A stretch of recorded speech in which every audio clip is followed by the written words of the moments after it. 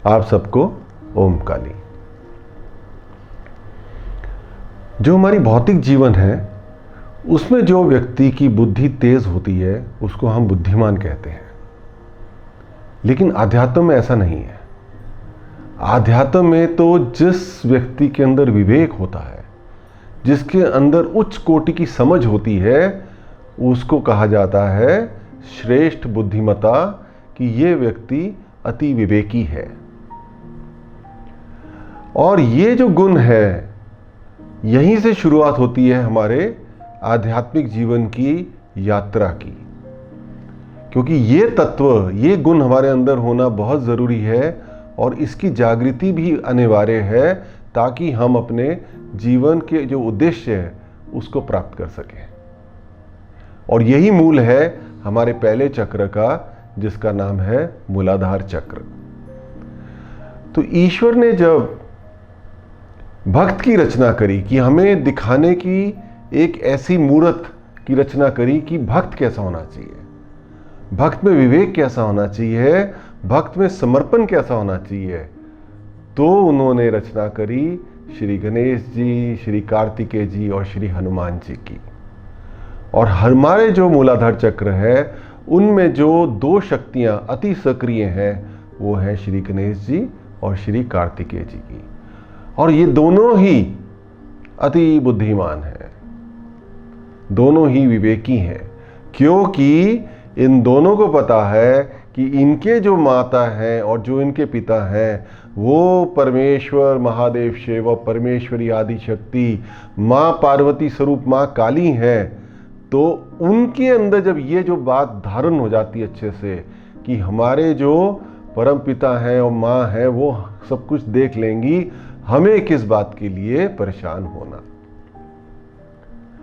और यही जो गुण है अति बुद्धिमान होने का, ये हमारे अंदर भी जागृत होना चाहिए।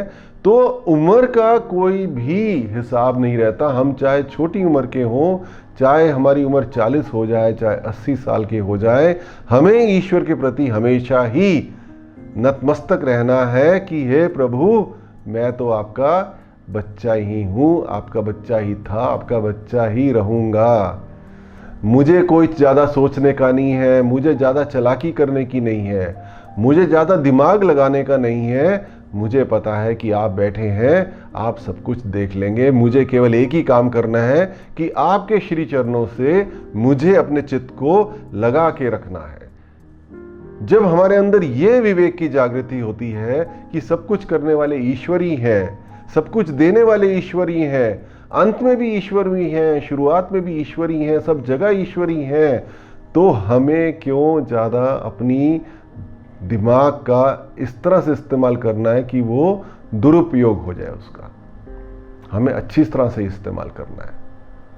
तो ये ही है हमारी विवेक, जिसे विजडम कहते हैं, कि जिस व्यक्ति के अंदर ये विवेक आ गया कि सत्य क्या है, उसको समझ में आ गया कि सत्य क्या है, कि सत्य है कि ईश्वर है, सर्वव्यापी ईश्वर है, वो ही सब कुछ कर रहे हैं, तो वो विवेकी बन जाता है। उसके अंदर श्री गणेश जी और श्री कार्तिकेय जी की जो तत्व हैं वो जागृत होने शुरू हो जाते हैं। और जब ये जागृत होते हैं तो हमारा जो मूलाधार चक्र है उसकी जो ऊर्जा है वो सक्रिय हो जाती है, वो सकारात्मक हो जाती है।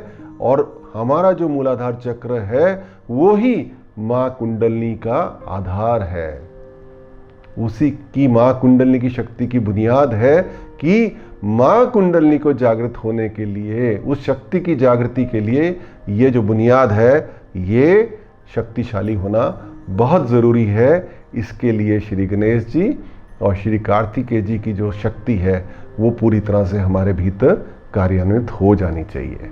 और वो तभी होगी जब हम विवेकी बन जाएंगे। और विवेकी क्या है वो भी मैंने आपको बताया है। और जब हमारे अंदर ये विवेक का गुण जागृत होता है तो हमारे अंदर एक और घटना घटती है। हम अपने आप को हमेशा ही सरल, एक बालक के जैसे, एक बच्चे के जैसे सरल रहने देते हैं। छल कपट नहीं आती हमारे अंदर। हम अबोध हो जाते हैं। हमारे अंदर एक बच्चे की मासूमियत हमेशा ही बनी रहती है कि हमने किस लिए चालाकी करनी, हमने किसी लिए अपने आप को ज्यादा सोच विचार करना है, ईश्वर देख लेंगे ना। तो ये जो गुण है सरलता का, अबोधिता का, बच्चे की तरह रहने का, ये दूसरा गुण हमारे भीतर जागृत होता है। अगर हम देखें एक बच्चे को, जो एक छोटा बच्चा होता है 2-3 साल 5 साल तक की उम्र का, उसके अंदर कोई अहंकार नहीं होता है। उसके अंदर ये विवेक होता है कि मेरे जो माता पिता हैं वो मेरी हर तरह से रक्षा करेंगे, वो मेरी हर चीज की जो जरूरत है उसको पूरी करेंगे, और वो किसी अजनबी के पास जल्दी नहीं जाएगा, वो अपने माँ बाप के पास पूरी तरह से समर्पित होकर उनके साथ रहेगा, क्योंकि वो इसका जो विश्वास है वो पूरा दृढ़ है, क्योंकि वो बच्चा विवेकी है। तो जो बुद्धिमता है वो कोई ज्यादा पढ़ने लिखने में, ज्यादा चतुर चालाक होने में, ज्यादा ज्ञानी होने में, भौतिक चीजों का ज्ञान को इकट्ठा करने में नहीं है। बुद्धिमता तो इस बात में है कि हम ईश्वर के सत्य को समझ सके, तभी हम लोग अति बुद्धिमान कहलाते हैं और हमारी आध्यात्मिक जर्नी बड़े ही आराम से आगे बढ़ने शुरू हो जाती है। तो जब हम अति विवेकी होते हैं तो हमारे अंदर बच्चे की सरलता, बच्चे की अबोधिता जागृत हो जाती है, और जब ये 2 गुण जागृत होते हैं तो हम पवित्र हो जाते हैं। हम हमेशा ही पवित्र रहते हैं, कि विचारों की पवित्रता और आचरण की पवित्रता दोनों ही बहुत ही इम्पोर्टेंट है, बहुत ज़रूरी है हमारे आध्यात्मिक यात्रा में हमारा साथ आगे बढ़ाने के लिए। तो जैसे एक बच्चे की सोच पवित्र होती है, वैसे ही हमारी सोच हो जाती है। और जब हमारे अंदर ये तीनों गुण पूरी तरह से एक्टिव हो जाते हैं, पूरी तरह से कार्यान्वित हो जाते हैं, तो श्री गणेश जी और श्री कार्तिकेय जी की कृपा से हम प्रभु चरणों में समर्पित होने का विवेक पा लेते हैं कि माँ के श्री चरणों में ही हमें समर्पित रहना है, महादेव के श्री चरणों में हमें समर्पित रहना है। तो देखिए कितनी सुंदर बात है कि हम लोगों को एक बच्चे के जैसे रहना कितना ज़रूरी है, कि जब हम लोग अपने आप को ज़्यादा चतुर चालाक, ज़्यादा बुद्धिमान समझने लग जाते हैं तो हम ईश्वर से दूर हो जाते हैं। और जब हमारे अंदर ये सब गुण कार्यान्वित होते हैं तो कार्तिकेय जी की कृपा से हमारे अंदर वो शक्ति जागृत होती है कि हमारे जो असुर हैं, जो हमारे भीतर बैठे हुए हैं, उन पर हम विजय प्राप्त कर सकें। हर क्षण हम अपने जीवन को जी रहे हैं, हर क्षण नकारात्मकता, जो असुर हैं, जो असुर वृत्तियां हैं, जो असुरीय सोच है, वो हमारे पे आक्रमण करती है, वो हमारे विचारों को बदलती है, हमारे आचरण को बदलती है। और अब तो इस कलयुग में इस चीज की तो अति हो रखी है।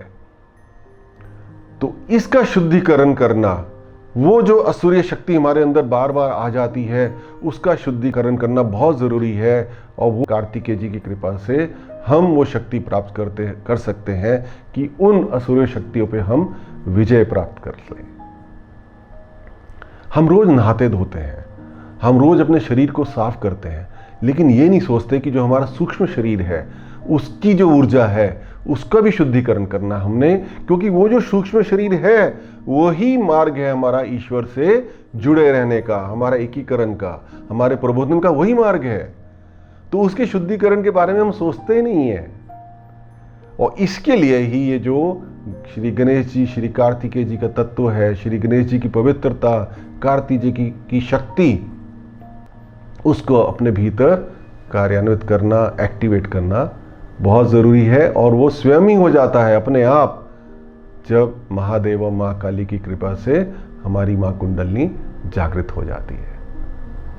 तो ये है हमारा मूलाधार चक्र का जो महत्व है हमारे जीवन में, वो हमें समझ लें तो मूलाधार चक्र से जो भी बीमारियां हमारे अंदर आती हैं, जो भी हमारे अंदर परेशानियां आती हैं, जैसे जिनका मूलाधार चक्र ज़्यादा खराब हो जाता है वो बहुत ही ज़्यादा विचलित रहते हैं। उनसे कहो कि आप ध्यान पे बैठ जाओ, वो ध्यान पे नहीं बैठ सकते। थोड़ी देर ध्यान में बैठ जाएंगे, बैठेंगे तो उठ जाएंगे, उनसे बैठा नहीं जाएगा। उसका कारण होता है कि उनका जो गणेश तत्व है वो थोड़ा सा डिस्टर्ब्ड है, उसको ठीक करना है। जब गणेश तत्व हमारे अंदर अच्छे से स्थापित हो जाता है तो जैसे बैठे हैं, बैठने में आनंद आता है। हर समय कुछ करने की जरूरत नहीं है, क्योंकि हम बैठे हैं आराम से। मां देख लेगी ना, प्रभु देख लेंगे जो भी कार्य है। हमें अपने कर्म करने हैं, प्रभु सब कुछ देख लेंगे। उसके अलावा हमारी जो रोग है, कॉन्स्टिपेशन का रोग है, कब्ज का, पाइल्स का, प्रोस्टेट, हर्निया, HIV, एड्स, ऐसी कई सारी जो बीमारियां हैं वो हमारे मूलाधार चक्र के ही असंतुलन, ऊर्जा के असंतुलन के कारण हमारे शरीर में आ जाती हैं। हमारे कार्य जो बने हुए कार्य बिगड़ जाते हैं, क्योंकि गणेश जी को कहा गया ना कि विघ्न हरता है वो। तो जो हमारे जीवन में विघ्न आते हैं, परेशानियां आते हैं, वो खत्म ही नहीं होती हैं अगर हमारा वो तत्व पूरी तरह से शक्तिशाली ना हो जाए। और जब शक्तिशाली हो जाता है तो हम देखते हैं कि कोई परेशानी आ ही नहीं रही है, आती है तो आराम से गणेश जी की कृपा से वो हट जाती है। तो इतने सारे गुण हैं, इतनी सारी कृपा है श्री गणेश जी और श्री कार्तिकेय जी की, जो हम पूरी तरह से धारण कर सकते हैं अगर हमारा ये तत्व सही रहे। और उसके लिए हम सर्वप्रथम सबसे पहले अपने आप को विवेकी बना लें। We must become wise. तो श्री गणेश जी और श्री कार्तिक जी का ध्यान करते हुए, उनसे प्रार्थना करते हुए कि वे अपने तत्व हमारे भीतर जागृत करें, मैं आप सबको कहता हूँ ओम काली।